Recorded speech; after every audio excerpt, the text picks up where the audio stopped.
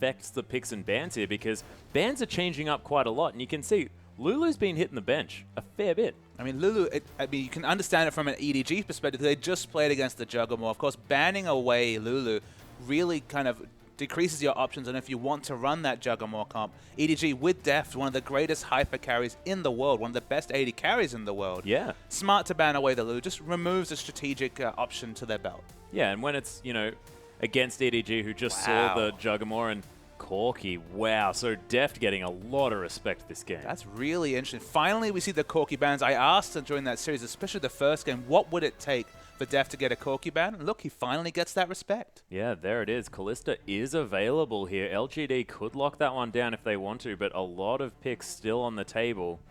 And what really stands out to you as far as a must pick, and is it going to be the Janna here for PYL? I mean, the Janna definitely doesn't demand first spot. Still very strong. Still gives a lot of disengage. Of course, on patch 5.4, I believe the movement speed nerfs have come through, so doesn't have quite the same movement speed aura. They've kind of tweaked how that works. They're deciding between the Callista and Janna. To be honest, I feel like Imp has played some very impressive Callista games, but it always makes their flexible options in terms of positioning that much lower, because of course you want to keep Callista and ImpYL grouped. You don't have as much PYL roaming, but they proved me wrong, especially when they brought it out last week and looked very strong on the Callista, so I can understand it coming back.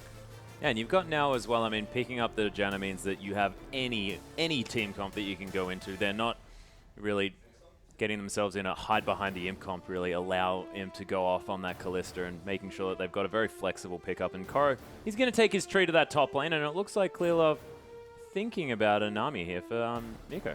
And the Nami pickup will be very interesting. Nami's starting to see a bit of a rise in popularity. Some of the players, it's just one of those interesting things where win rates start to mount. For example, if you look at PYL himself, he's actually 3-0 on Nami. It's not really something you would have considered, but it's been consistent victory for a lot of people. They do change at the last moment, though. Actually going to blind pick. Yeah, solo laners. Yeah, both, as you say, blind picking both solo lanes. Of course, there is always the potential for the support Maokai. Luo support LeBlanc.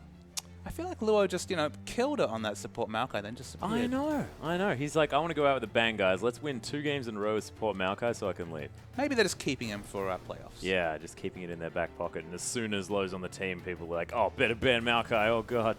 Too frightening. But TBQ looking at the Vi here and Imp going back to the tried and true Graves. His Graves performances have been amazing. He's so strong on that champion. Goes for the lane bullying, 17-1-12, multiple 10-plus kill games on the Graves. I love the fact that they were hovering the Callista and then they've locked in Graves. Almost the opposite nature of champion. Now they're going for very much the lane dominating champions and the very aggressive Vi pick. But here's a certain Yeti we haven't seen for a long time from EDG. Yeah, and we were talking about this before, the fact that Nunu actually does very well in comparison to a lot of the other 5.4 junglers, and when you got the likes of Clearlove, you may as well pick it up. And it looks like EDG looking for a bit of even a Jinx comp potentially. I mean, that's what I was about to say, is it looks like they need a hyper carry. Jinx is the one that stands out, but Jinx against Vi, not a lot of fun in terms of that pick, so maybe they'll need to choose something with a bit more mobility, maybe even a Lucian just to give themselves a different option. I'm definitely not really a big Lucian player recently. Of course, he burst out into the scene playing Lucian. That was when he was in 2013, really became known as a Lucian player back then, but hasn't played a lot of Lucian since. With the Aurelia option, suddenly an immovable AD carry is looking super risky. Yeah, very, very risky. And they have the opportunity to pick up an Ahri here as well, and that could mean that it'd be an even worse decision. But it is going to be the old school look here with the Syndra. It's a skill matchup in the mid lane, Syndra versus LeBlanc. I see this matchup go both ways, but Wayless is one of the most famous Syndra players in the world. So suddenly Pawn, with the very early blind pick LeBlanc, has a lot to worry about in this skill matchup in the middle. It's going to be a fireworks matchup between Syndra and the LeBlanc. Yeah, and there's also the fact that Syndra had some recent quality of life changes here as well, really helping out as far as those combinations are concerned. So we'll see how Syndra fares heading back onto the Rift. And Deft thinking about going for a Kog'Maw here, and it's not going to be a Juggernaut type comp. It's just going to be a protect the Kog'Maw, let's let this guy carry. Look, LGD saw this coming. That's why the Aurelia pick came out, and the Syndra to some degree. There's a lot of assassination, a lot of dive. We're talking Vi Aurelia, potentially the long-range stun coming through from Syndra. They telegraphed a hyper carry, and they've locked in the Kog'Maw. Kog'Maw has more effective range than than Jinx situationally, with the Biocane Barrage, but it's very risky because LGD have absolutely anticipated what EDG are fielding here today on the Rift.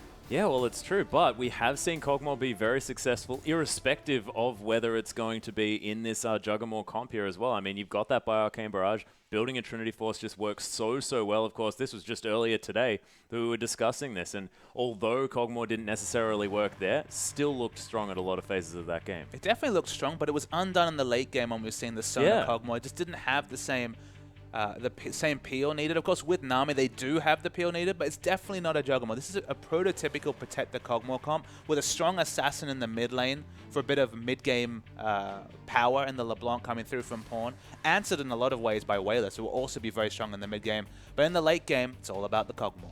It is, but looking over the other side, of course, as you can see there, Imp, he's just so good at creating shutout situations with this Graves, always launching himself into your face, making sure that he has dominance over his lane. And when you've got someone like Kog'Maw, who is generally a little bit, I guess, not quite as strong in that early game, I don't know, we'll see how it goes, but let's get onto the Rift and see how it is.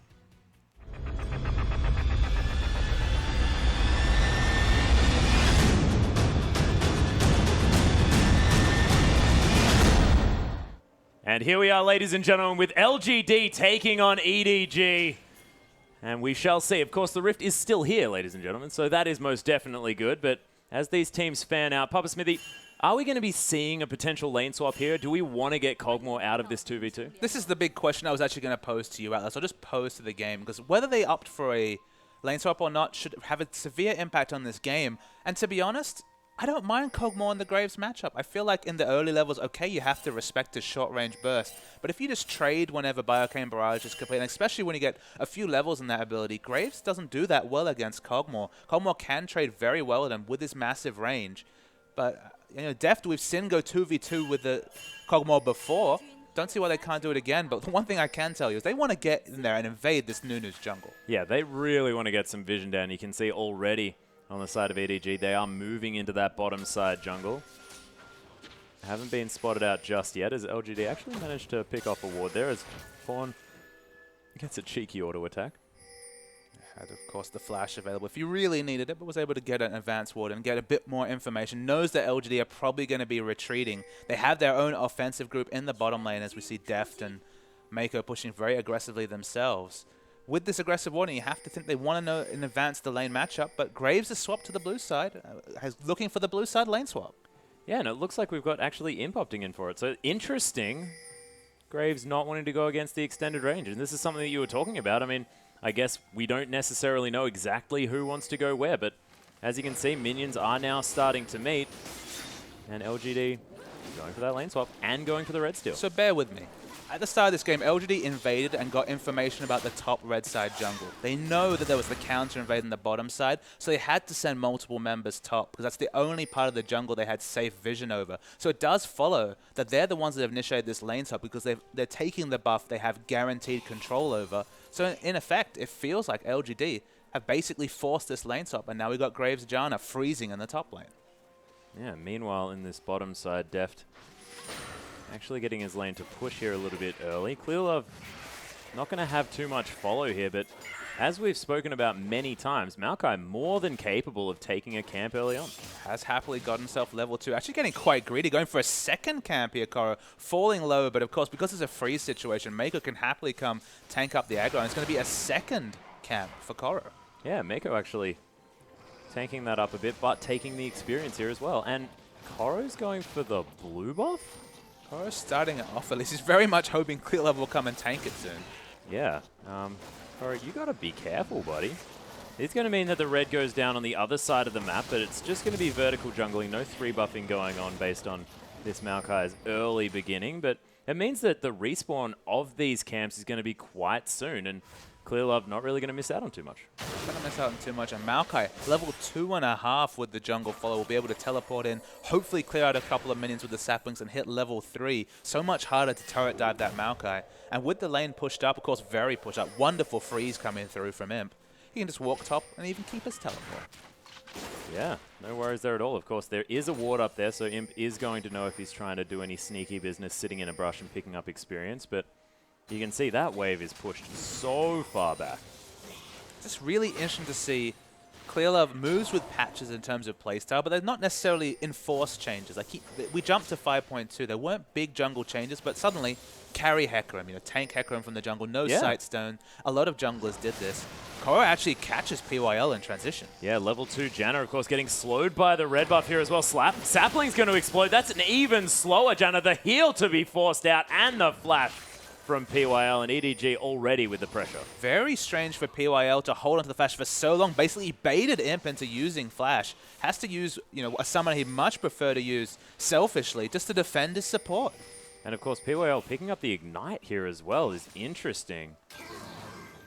As Def just going to try and do some damage here to TBQ and Akon, who's just going to Blade Surge his way in. But you can see, look at the range from Kog'Maw, just able to bully out these melee champions. And TBQ is just trying to push this wave in with Akon to stop the freeze. That's the reason why he's good. Of course, the gank for relieving pressure is what he's trying to do. They push very aggressively. Def creatively trying to hold the minions, and Mako, they actually managed to do it. Yeah, no worries at all. And when you've got this amount of sustain in the lane here as well, I mean, Mako just sits there and ebbs and flows Deft, and he'll be full health if they manage to stay in this lane. And again, LGD might be forced to aggressively try and push out this wave. And Nunu doesn't have that ranged wave clear, or the AoE wave clear at all, so cannot match TBQ in that way. Between the E and Q has so much ranged wave clear. Although Akon needs a lot of damage, he actually has to flash in the bottom lane.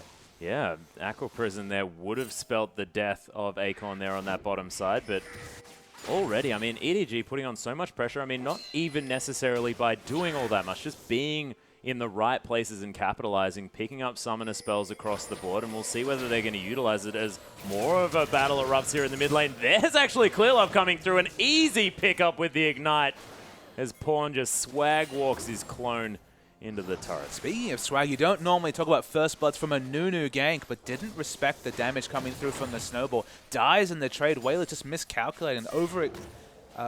Just not really considering the situation with all the early AP picked up from Pawn, whether it was the double drones and even just the amp term on top.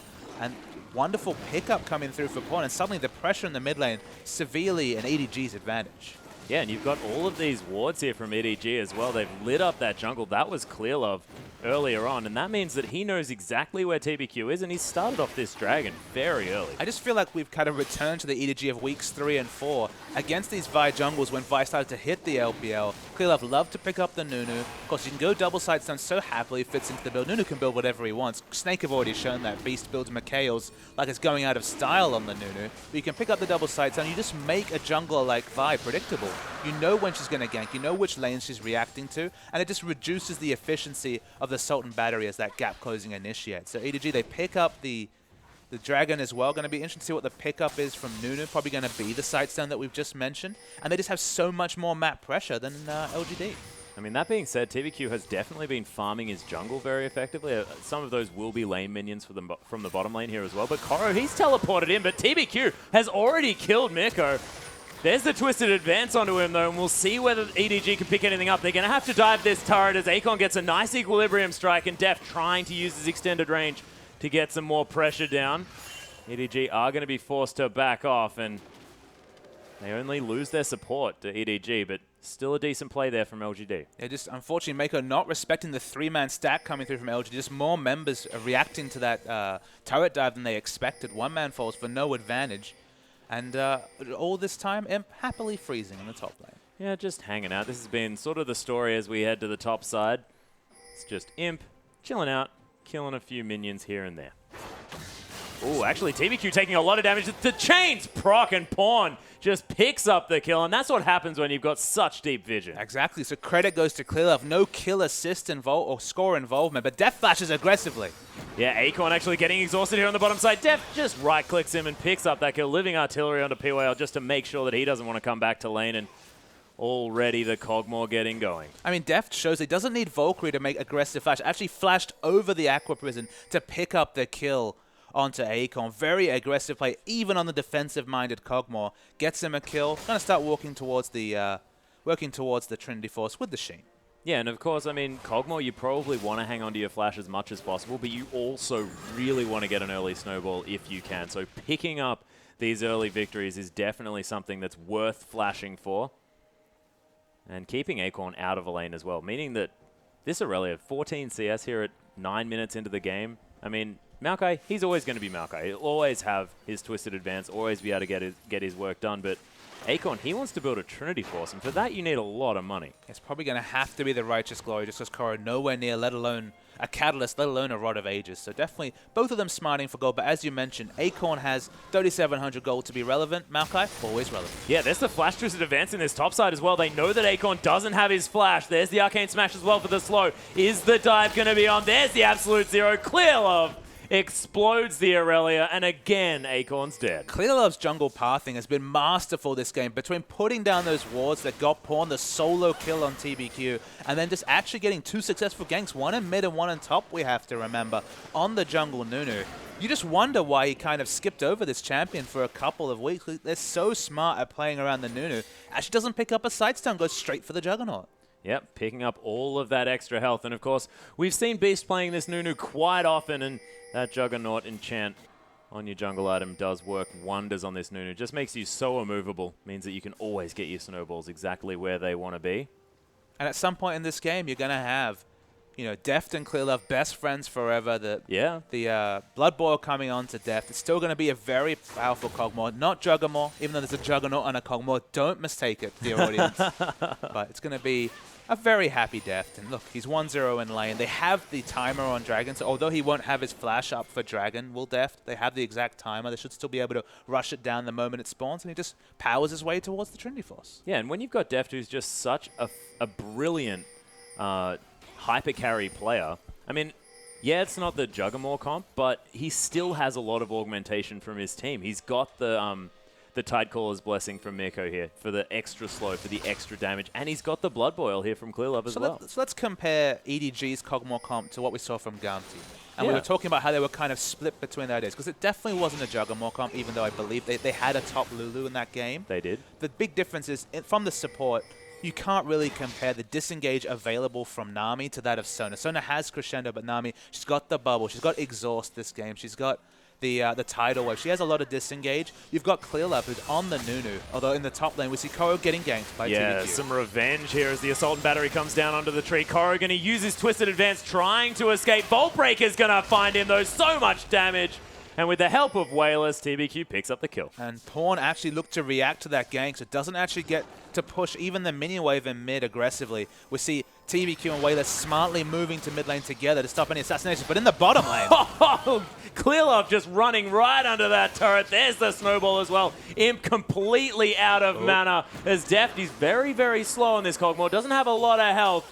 More snowballs to come down, and Imp somehow wanders casually out of it. Deft was about 2 seconds away from getting the Biokine Barrage available, and actually Pawn rotates and picks up the kill. Yeah, this is the part of the map that Pawn really does like to prey on, so we probably should have seen him roaming down there, and again, no one able to escape when you've got a LeBlanc just so capable of crossing terrain. Yeah, TBQ's just trying to remove about a bit of pressure around Dragon. 30 seconds till that spawns. I don't believe LGD have an exact timer. But again, to remind, so of course, Nami, superior and disengaged to Sona. That's pretty much, it's not really an arguable point. Now you have the Nunu, who, okay, you could be like, all right, Blood Boil gives him more damage, but the space control of both the Snowball, which of course, attack speed and movement speed reduction, and then just the ultimate again with the attack speed and movement speed reduction, you just ult in front of your Kog'Maw, and it's such a big area of effect to get past. You don't have a lot of options. Then Koro on the Maokai flexibly can engage or disengage or even just disrupt for the Kog'Maw. There's a lot more disengage available for the Kog'Maw. So it's, again, protecting the Kog'Maw, excellent comp. And you got Pawn assassinating people left, right, and center. So a balanced teamfight comp with a bit of mid-game power coming through from LeBlanc. It's just a lot more cohesive than what Gamti did, which is just put things together and hope for the best. Yeah, Gamti also didn't really have a dedicated tanker as well as Pawn just doing some funny business there in the mid lane, and Wayless gets insta-killed. I'm sad that wasn't a solo kill, because that was some sort of crazy outplay from Pawn moving back to his mimic. That was something, and then Clear Love's like, I'll take that gold. Yeah. I've got a snowball here. Do you want me to? Okay, yep. Taking the kill. No problem Can't at all. juke the snowball. You certainly can't. You also can't juke much when you're Syndra. So, honestly, Wayless didn't really have many options there. Clear Love, he's going to eat a Scuttle Crab. Delicious. Pawn actually just used his Mimic Distortion in TBQ's face, despite the fact that he had Assault and Battery. He was like, whatever, I'm at half health. I just want to harass you. And EDG, they're in a ward. I believe they've just been spotted out. Maybe not. I mean, with this sweep, you can guess it, but they're going to pick up the second dragon. Yep, Pawn. Or maybe not. Down here as well. Imp does have level 9, so he's got a lot of extra damage with that collateral damage that is available. There it is, actually. Mako taking a lot from that one. The teleport's coming in. The Assault and Battery onto Clearlove. He's going to use his ultimate before he dies. And TBQ, oh my goodness, Wayless just exploding players left, right, and center. Pawn going to pick up TBQ, but Koro, you are most definitely dead, good sir. As Pawn comes around, does land the chain. Stops the Aurelia. That's not going to happen for too long as Imp's buckshot does come down. But as the dust settles, LGD picking up a 3-for-1. Yeah, Mako and Pawn were both very low as that fight started. With all the bursts coming through, they needed to back away early and didn't. So they do pick up a lot of answering kills. And the Dragon, I believe, does it go down? Yes, it went down. But it actually went to LGD. And now the Dragon score is even. Yeah, no problem there at all. And LGD looking like they were having a rough time, feeling a whole lot better now. Deft in a bit of trouble, does have the Berserker's Greaves. Look at the Arcane Barrage, but Acorn just comes around the side, and Deft, one more auto attack. Acorn easily going to be able to solidify that one. Shield there as well, so no Acathian surprise kills to come down this time, and it's just all looking too easy for the rotation play here from LGD. It was just an over-aggressive stay coming through from Deft. He really wanted to pick up the Trinity Force, about 700 gold away, actually even less than that, 500 gold away from completing that item. But the pace for it was Life and Pawn. He wants to kill TBQ again. Yeah, the bottom side of LGD's jungle is not a place that you ever want to be as Pawn. Just hangs around. Last Q easily picks up that kill. And the awkward part for TBQ is that he went to a Vault Breaker away and actually was blocked in his tracks by the chains. So that's nothing he could do. Yeah, not exactly the right time. And, you know, when you're a jungler farming your Raptors, you expect to be safe. And not solo killed twice in your own jungle. I know. And it's not even a double side zone. It's just the wards have been very on point from EDG. Clearlove, that extra Ruby Crystal, maybe building towards it, but all junglers in the LPL have moved away from spending a lot of gold on the very early side stone, but they're still getting a lot more purchase out of the wards they do have down. The economy of wards, the actual efficiency of the wards being placed, is going up as the weeks move on. Yeah, and they also have to as well when you have a limit on the amount of wards that you can put down. Pawn and Clearlove again forming their buddy system here in the mid lane, and this is what happens when you play Syndra, who doesn't have all that much mobility. No, and Syndra's been preyed upon multiple times, both in terms of solo kills from Pawn and just Clearlove coming through and causing pressure. He's still being able to be very competitive CS Wayless. Of course, he has excellent CS and has AoE wave clear from very long range coming through on the Syndra, but definitely in this skill matchup, Pawn has the advantage in the early levels. Yeah, that's true. And do you think that Kog'Maw skin looks a little bit like an oven? Battlecast Kog'Maw looks awesome. It looks awesome, but it looks like an awesome oven. What would you cook in there, Atlas? I'm not entirely sure. Something Acathian, I would say. Maybe cupcakes? It's kind of adorable. Yeah, it is. It is definitely. If only it was against a Caitlyn, we could have a thematic sort of team situation going on here. Don't want to eat those cupcakes. No, you don't. But if it's cooked in a Kog'Maw, I probably don't want to eat them anyway.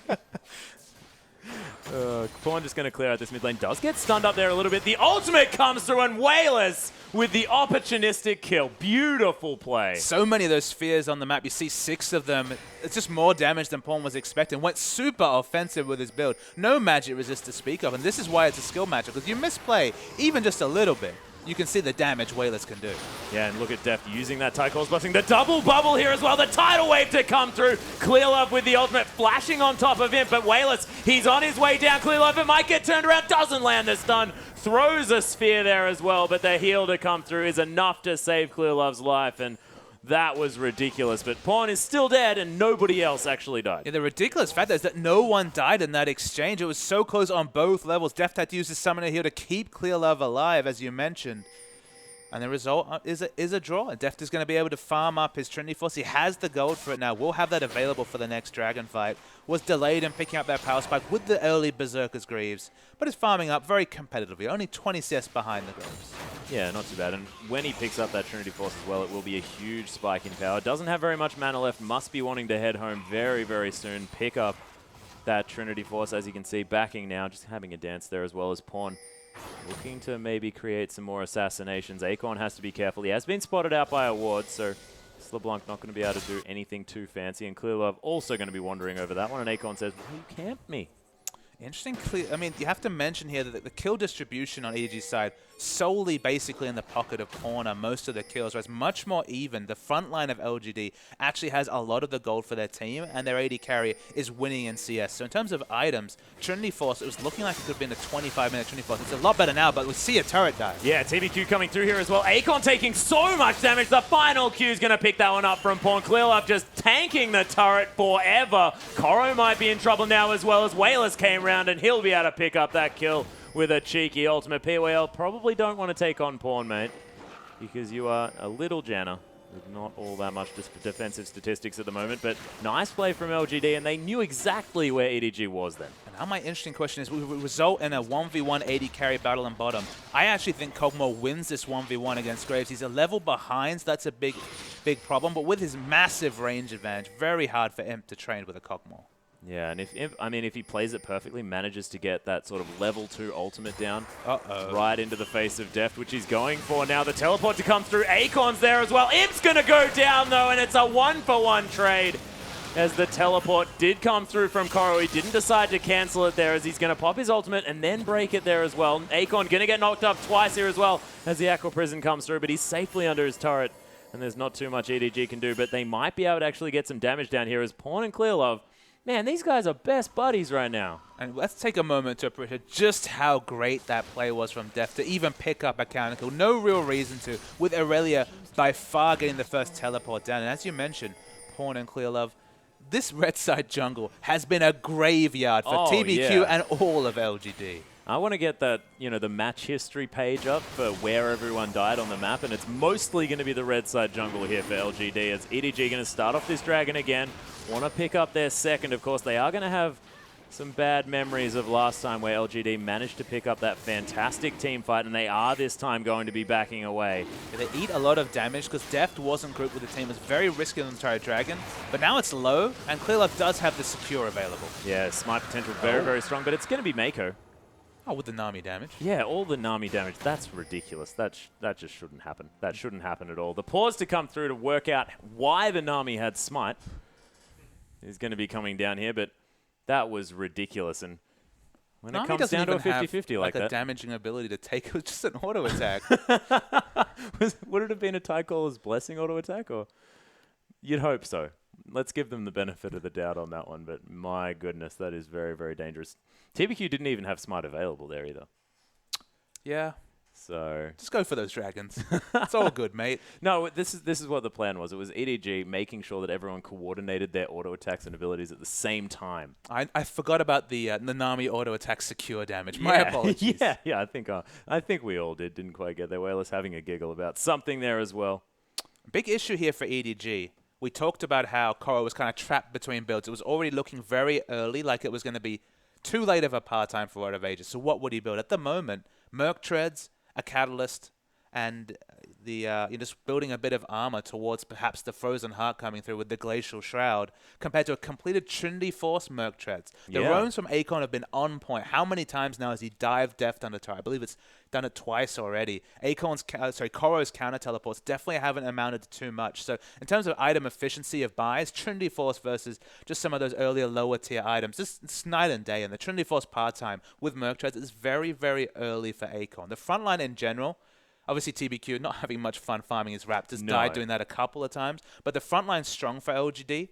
And Wayless, 18 CS up despite all the pressure and his 6-1 laning opponent. Yeah. He's doing just fine on the Syndra. Yeah, and as soon as, Pawn doesn't have any magic resist here as well. So despite the item discrepancy, when you've got two mid laners that both have 100-0 potential based on whether they actually outplay their opponent or not, it's just going to happen. It doesn't really matter. But 6-1 and 1 doesn't really mean anything to Wayless. If he lands a stun, Pawn's dead. The viewers are the winners, and to be honest, the hardest job is the cameraman, because these people are dying in an instant. If you get hit by the stun, the E ability, the Scout of the Week coming through from Wayless, Pawn's dead. And, and the trades are just as strong coming through from Pawn onto Wayless. So, I mean, it's a skill matchup. We've already seen some amazing outplays. Yeah. And Syndra got a kill off screen. Yeah, Syndra just happens to just kill people left, right, and center. And that outplay in the mid lane, though, that was one of the highlights of the week, I think, already. And we're in our first day as well, and I'm already willing to say that, just because Wayless just played it so incredibly beautifully. His damage calculation was fantastic, and the fact that he goes for these stuns lands it, and then just goes, okay, yep, easily, just do all your buttons. Clearlove, he's got a very late side stone. He's very, very tanky. That's why you see so much turret diving, is that Clearlove's job is basically to walk under the turret, hit that amazing skill shot, the snowball, and just kind of tank turret. That's basically what he does when he rushes the Juggernaut. It was like a 10-minute Juggernaut. Which is a massive burst of health. I believe on this patch, 500 health from the Juggernaut being completed. So he's just able to take so many turret shots. Even more if he chomps on, I believe it's a Golem to pick up the extra 2% max health or something. Like, he's just very tanky and facilitated the dives that have come through. But LGD, ever since that Dragon fight that they took, they've been answering these rotations in success. You know, they've had Acorn teleport in, pick up a lot of kills. Deft, to his credit, picked up a trade kill. But it's actually a very finely poised game. After it was looking like EDG, you know, once they got that second solo kill from Pawn on TBQ, you thought, all right, how's Vi ever going to be relevant if she's dying in her own jungle? But it's actually very finely tuned. In fact, LGD, they're at 400 gold ahead. Somehow here with a couple of extra kills, even on turrets here as well, ladies and gentlemen, at the 20-minute mark. And EDG, I mean, we were expecting these guys to be wanting to secure that top spot. LGD are just doing a fantastic job denying this, despite the fact that EDG had a very, very strong early showing this game. Absolutely. I mean, LGD, they've been on point. When they win, their rotations have been excellent. They're answering EDG's early rotations with rotations of their kind. And I said rotations so many times, let's get back into the game. Are you Monte Cristo there, Papa Smithy? I know you guys are pals, but it's starting to seem like you're the same person. I'll get back to you on that one. That is most definitely a compliment, by the way. Deft going to be throwing some living artilleries out here as well. Just has fantastic range. And using that just to get that wave clear down as well. So defending that mid lane outer turret successfully. Acorn just going to take a casual turret shot here. And LGD looking to put some pressure down. And they've got this turret very, very low. I think they've actually noticed here, LGD, if they early group, the ranged wave kick coming through from EDG is almost non-existent. Pawn in the early levels especially can't do too much to help. Pawn is an assassin, and just like Fizz, LeBlanc doesn't have a lot of ranged wave clear without getting into melee range of the creeps. So as a 5-man group, EDG don't have a lot of answers. Yeah, Pawn just going to be camping out this watered brush here as well as Acorn. Happy to walk around here. The chain doesn't land. Oh my good. Okay. He's dead. Got it. I mean, I see Syndra get a kill on a LeBlanc. I'm not surprised. Well, it's true, but I mean, yeah, that was just very, very quick. And EDG, their initiation options, if they can't actually get the Vision Stranglehold, if they don't get their sweepers on point and start fighting around objectives, they don't really have a lot of initiation. They've got Koro with single target initiation with the Twisted Advance, and then, you know, the chains potentially if you're face checked. But in a 5v5 open situation, fighting, you know, in mid lane, for example, with the turrets down, EDG, they can't really force a lot. Yeah, and you sort of want someone to walk into a brush here with Clearlove priming an ultimate here at the same time. Imp actually going to find Koro and doing a lot of damage. Quick draws forward with that red buff as well. Just flashes, and I don't even think he necessarily needed to, because Koro didn't have his back, but Imp just really, really commanding some respect here in this bottom lane. Yeah, 0-2-5, now 1-2-5, but Koro, we talked about him being the odd one out, basically having no high-tier items completed, and he just got blown away by Imp. He just wouldn't have expected to take so much damage. Disrespected him, you'd have to say. EDG using this time to push top. They really want to get a second outer turret, but this is potentially going to be a first outer for an inner trade. Yeah, this is going to be the inner turret in the bottom lane here as well. And you can see TBQ with a brilliant rotation steals away the blue buff, then heads straight towards that bottom inner turret. They're going to be able to take it here as well. And Imp just knows exactly when he's strong on this Graves. Knows that, you know, now that he's got the Cloak of Agility plus the Infinity Edge, he's capable of so much damage. And it's very, very risky for EDG to try and do these turret trades because, again, they don't have the wave clear to kind of force a stalemate or just clear waves. They have to kind of go all in on their trades, and trading an outer for an inner is definitely not in EDG's advantage. Yeah, well, of course, and now they've created that 2-turret gap. They've evened out the kills here as well, and you can see it in the gold. It's over 3,000 at this stage, and EDG, they really need to wait until that massively late game where they can use their really balanced teamfight comp to great effect around the likes of Dragon and Baron, but if it keeps going the way it is, LGD are just going to have so much map control. And look, if they could have gone for an assassin that had more wave clear, for example, Ari, who did make it through the picks and bans, at least they'd have some defensive wave clear. But Pawn only and LeBlanc only go at 1 speed. They can only get picks and kind of force 5v4 situations. When it comes to wave clear, they don't offer very much. And, you know, just the answering 2 kills that have come through to Wayless. Suddenly, Wayless catapulted to 4-2-1 himself. Definitely no slouch against Pawn. He's been forced to go Abyssal Scepter just to try and live through these damage trades. Yeah, because he just cannot really handle taking a stun that Wayless has been fantastic at doing. And does this come down to LGD just being brilliant in the draft phase? They saw these two solo laners and said, look, what does this mean for us and what do we then have to do? And then they said, okay, there's not going to be very much late game wave clear, so let's build around that. I mean, I feel like they did just because, again, we talked about the fact that EDG had to 5th pick a hyper carry. They needed damage coming from somewhere, so they had to go for Kog'Maw or Jinx, but they already had Vi and Syndra locked in. Every hyper carry was a super risk to pick, and they really, really wanted this LeBlanc. Remember, they picked LeBlanc in the first rotation. Exactly.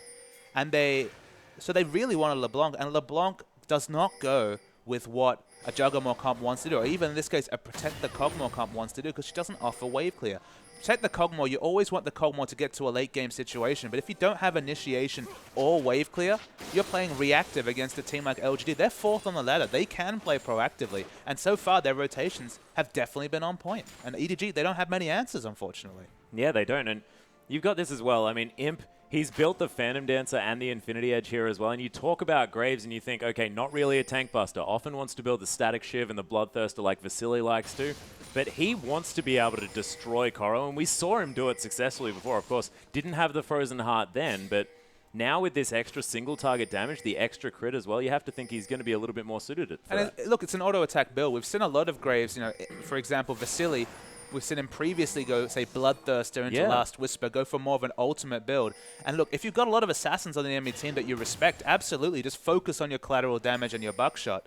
But realistically, if Pawn's tracked in fights, and remember, you know, he'll dash in, and there's a lot of counterplay to that. You know, Wayless and other people have been on point. The stuns coming through from either TBQ or Akon between the Assault and Battery and the Equilibrium Strike. If Pawn is accounted for, Imp should be able to free hit even at 525 range in these fights. So he's able to go for a right-click build and can actually use that quick draw offensively, because there's just not many ways to deal with him from this EDG lineup. Yeah, and you have to remember the fact that, you know, quick draw is also a steroid. Gives you that attack speed, so is going to be augmenting that sort of build style as well. So, I mean, Deft's actually going for the Blade of the Ruined King second. The recent pickups have been the Bloodthirster, just for a bit more navigability. But look, he needs the Blade of the Ruined King because it's so strong against Irelia, potentially to sap that movement and just open up distance from all the gap close coming through from TBQ and Akon. So I don't mind the Blade of the Ruined King pickup. Of course, has so much percentage health shred now, and the health stacking has come through to some degree from LGD. It's been the Dragons that have really been the undoing of the EDG lineup, but TBQ, he started off, and maybe they'll be able to just DPS it down quickly. Yeah, he just Vault Breaks around the edge and Clearlove easily able to secure that one. Beautiful Aqua Prison from Mako as well, in order to mean that EDG, they don't even have to use their teleport and they pick up an easy dragon. And I guess to me, the big win condition for EDG is that 5th dragon specifically. It makes Kog'Maw so strong with the 12% AD and AP across the lineup. And the other good thing about a 5th dragon is once you pick up 4, you know the enemy team has to fight you for the 5th. So maybe that'll get the fight they want. They don't have initiation, but if they can monopolize objectives, you force the enemy team to fight on your terms. So potentially that is the way that EDG get the big fight they're looking for. Yeah, and as well now, I mean, with Wayless being able to pick up this Void stuff, Assault and Battery wasn't blown here as Pawn would have been able to use that Mimic Distortion to just kill TBQ and the rest of his team. The catch might be on here as PYL takes a lot of damage, but he is going to be okay. No one else going to be committing to that one. Bit of danger to come through, but Monsoon actually gets popped, and Imp gets destroyed here on the offside. Wayless now in a lot of trouble at the same time as Koro. He's going to jump on top of this immobile Syndra. Again, though, it is going to be Mako falling down, and Deft, he's dead. Pawn now trying to dance around this fight. There's the Flash Vault Breaker, but doesn't find it. Beautiful plays coming through from Pawn as he's dancing around. Does land the chain here as well. Blade Surge not going to be available as another Distortion gets him over the wall. Pawn doesn't actually opt to go back towards that Distortion as now is going to have that Mimic available. Does distort around, kills PYL and saves his own life as the Vault Breaker comes through. Oh my goodness, Pawn is ridiculous on this champion and he's going to be safe. That was disgusting. That was absolutely disgusting. Amazing play coming through from Pawn 2 times in one game. This time, no Clearlove Snowball to steal the thunder. The outplay coming through, and then just the exclamation point on the end, the cherry on the top of killing PYL.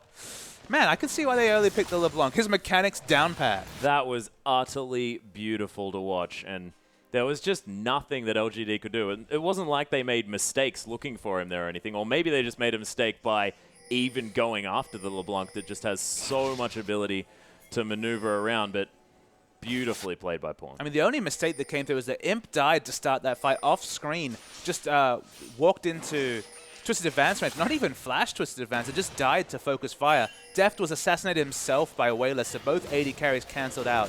But 3 for 2 and only the support falling in terms of AD carry trade, but only the support falling for the mid and support of LGD. Definitely an advantage for EDG. Yeah, looking really, really great. They do still have that 2,000 gold deficit to deal with, but you can see Deft continuing to farm now on this top side. And as far as scaling potential, you really have to give it to the comp that has a Maokai who becomes almost immortal in the late game, and then Deft on this Kog'Maw who has so much augmentation, what with the Blood Boil and the Tyclaw's Blessing that we've spoken about so often. Would be scary. With all the wave clear from LGD, though, I really think EDG need to pick up those objectives, specifically the 5 dragons. They have 3 to 1 at this point. They need to continue that, but they don't have any control at the moment of the river wards towards dragon. Actually, LGD very on point with these wards. If they want to pick up the next dragon, they need to start sweeping, because that's the win condition. They don't have initiation. They have good turret damage.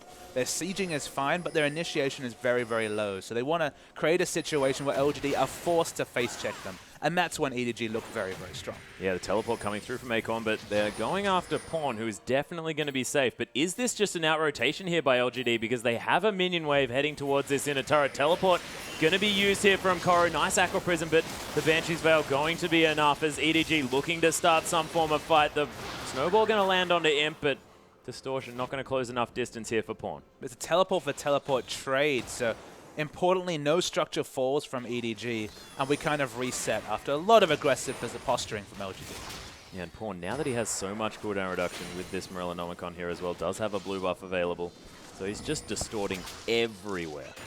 I mean, he was doing that before, let's be real. Well, that's true. We were the assassination with all the AP is stacked. He's sitting on, I believe, 547 AP with both the Abyssal Scepter and the Voice Off. No time even for the Sorcerer's Shoes yet. Doesn't bother, yeah. But everyone will melt like butter to Pawn. So he's just looking for the flank, and he's being very clever here. He wants to kill whoever wants this nice, juicy minion wave in the bottom. Yeah, there's a lot of red dots here for Imp to come and pick up if he wants them. But Pawn, this is the red side jungle of LGD. They have to know by now that it's always dangerous to go anywhere near it. So the question is, can he kill Banshee Veil Acorn from full health? This is your test, Pawn. Let's see whether you can do it. Doesn't have his Banshee's Veil quite available just yet. So Pawn not looking for it, wants to find somebody else coming down in transition, but I don't think he's going to be able to kill Acorn, and he's just going to leave it for now. The Banshee Veil actually had just gotten off just then, so had the potential, had the window when the Banshee Veil was down, but thought better of it. Yeah, I feel like we should have just hired David Attenborough to come through for that one, as Pawn was stalking his prey and decides that in the end I would prefer not to go for that kill. You do a pretty good David Attenborough. No, that wasn't very good. That was more Gandalf, I think. Sean It was terrible. Yeah. Sean Connery. No, don't think so. Terrible. Terrible. It's a bit of quiet time as everyone's posturing during this game. I think we need to have a bit more quiet time, let's be honest. Maybe after this series, Atlas, for you. Off to the bench for you. Yeah, I think that's probably what's going to happen. Actually, no, it is what's going to happen. But Pawn and Clearlove hanging out together once more. They are going to be able to take down this Scuttle Crab. And I mean, we are talking about silly things, but not a whole lot really happening here. Teams just waiting for the... Oh, boy.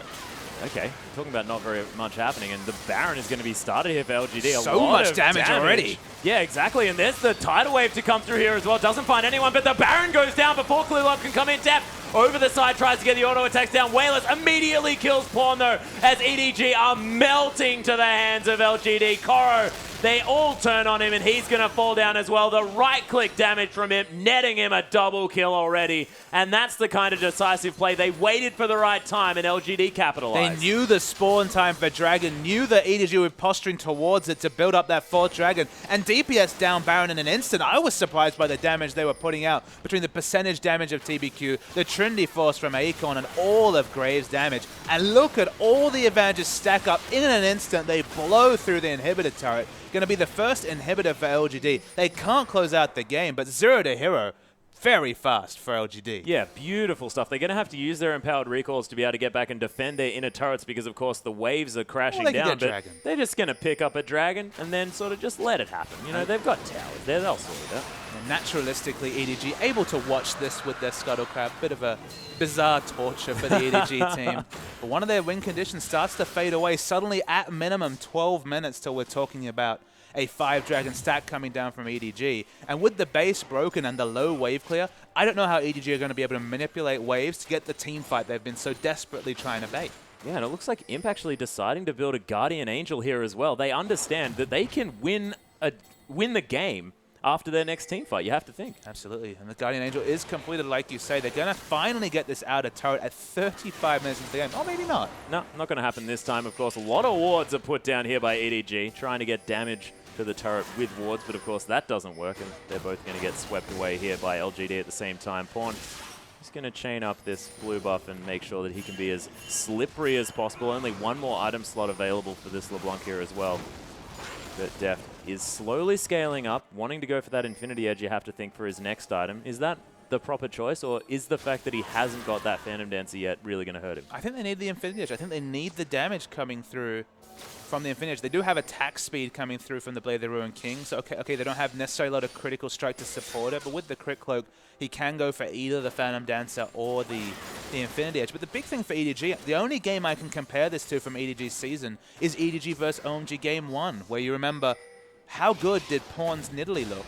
And they still lost the game. The same story with the LeBlanc. It's been a solo story. It's been so effective on it. But in that game, the Twist of Fate could roam because Nidalee couldn't follow the Twist of Fate roam. In this game, Pawn's doing a lone hand, but they have no wave clear, so they're just going to get pushed in, and they don't really look like they have any answer to what LGD are putting out. Yeah, EDG are trying to do something here. They're looking for a possible engage. Pawn over to the side, trying to get some poke damage down. Koro actually going to flash switch of advance onto Imp here as well. The tidal wave's beautiful. Clear Love immediately broken from his absolute zero as the ult comes through onto Deft, but he doesn't fall down just yet. The knock-ups onto Koro as he gets focused and killed, and Acorn is going to die. Deft is still alive, but he needs to save himself, and the tower falls down. Imp, he's still got the Guardian Angel as the chain actually procs there as well. Pawn looking to try and get some damage down as EDG trying to come in and get something done. Oh, TBQ, you're in so much trouble, and just explodes to Pawn's damage, and EDG now looking to try and re-engage. The Blood Boil is there, and he's got a lot of movement speed coming through to Clear Love, but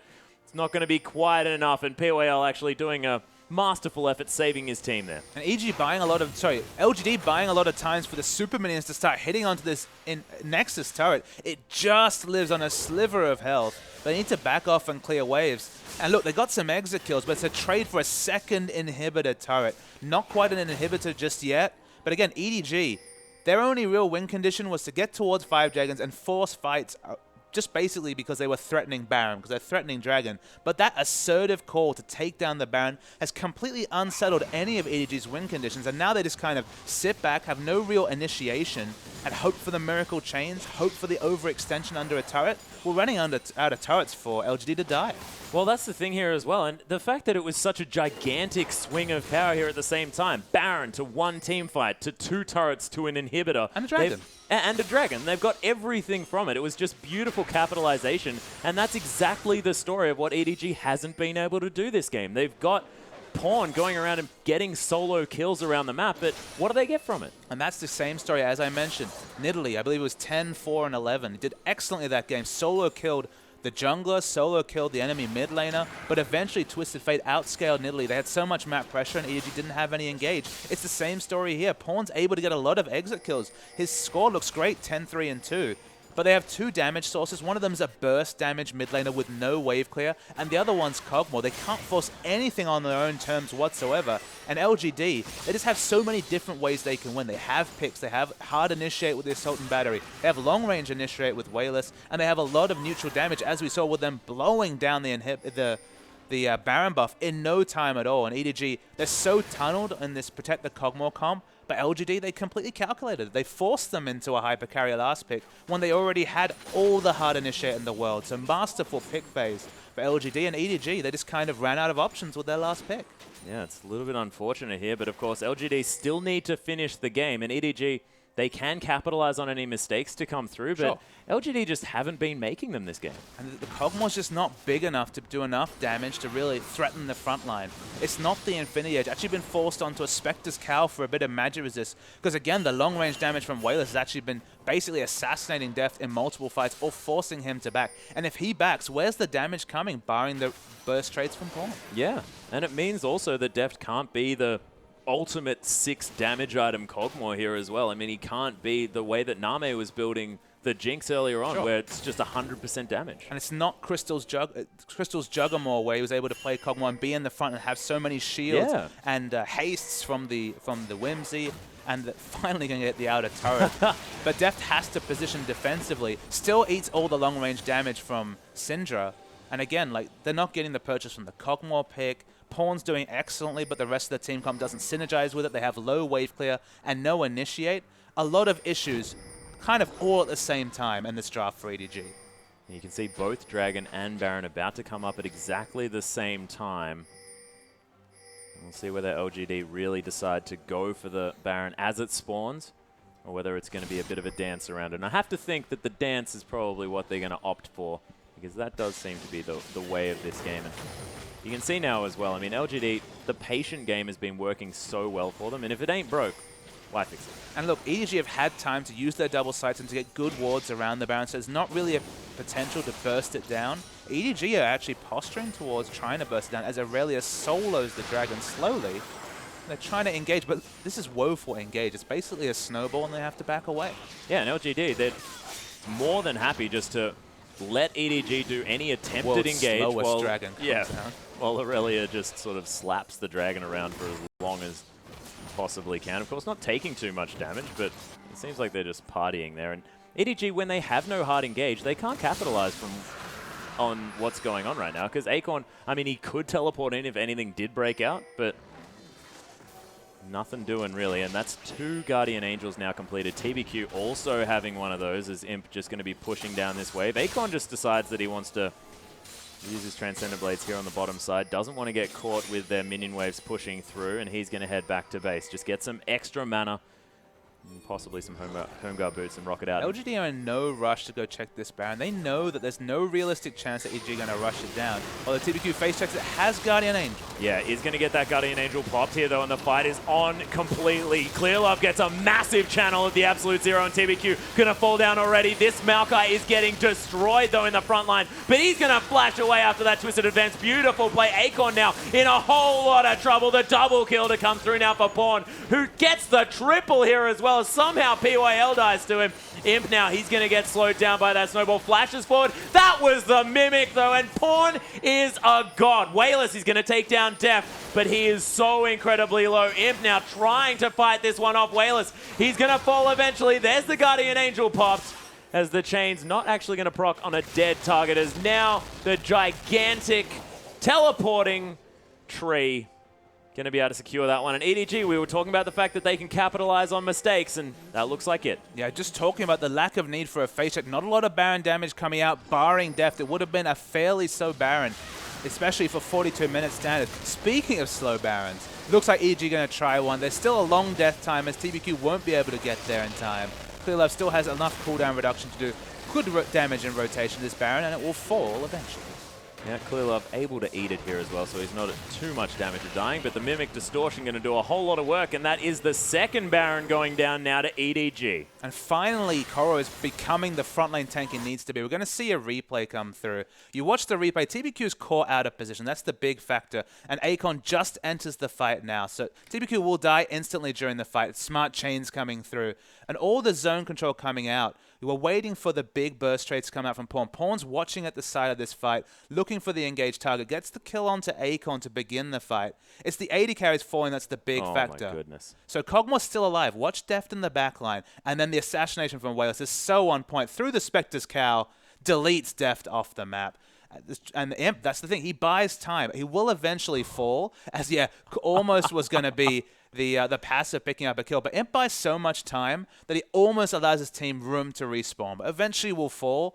Wayless with the great play just to stop this being a landslide win, getting the assassination onto Deft. But as we turn to the fight, they've got the Baron. They're riding with the Baron. This game is actually close after a big mistake coming through from LGD with the face check. Yeah, it just wasn't exactly what you want to do. You don't want to get that Guardian Angel pop for free and then have TBQ have to try and get out of a situation that he'd got himself into. So not really working out here. Of course, Bloodthirster has now been completed by Imp, so he's going to have a whole lot more defensive statistics with that shield, but also with the extra lifesteal really going to be helpful. Not to mention a massive load of damage, but LGD probably not going to want to fight again until these Guardian Angels are back available. Banshee Veil was the finish for Death. Makes sense with the Spectre's Cowl, but delaying what you have to assume at this point is the Infinity Edge last for another few minutes. LGD, they have a lot of wave clear. EDG, they can't afford to make a mistake. They don't have a lot of wave clear themselves.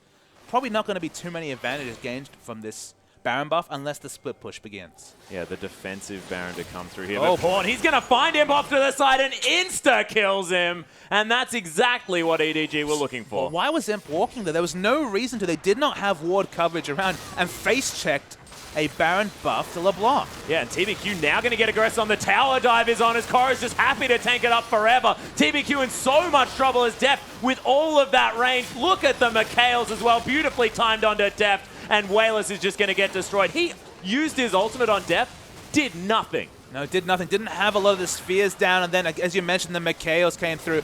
Pawn is such a god on LeBlanc. We can't even overstate it. 15, 3, and 4. The next best member, 4, 4, and 8. Again, but why was Imp there? Why did he face check a brush? There was no need to whatsoever. And EDG, against all odds, they're probably going to win it. Yeah, there's the Assault and Battery onto Deft as they go in for the final last-ditch effort. Akon, he's burning down as Pawn, just happy to tank up the turret. It is eventually going to fall down as Deft with so much damage. Now just focusing the Nexus. TBQ in a lot of trouble. Pawn, he doesn't even die somehow, blows the Zhonyas.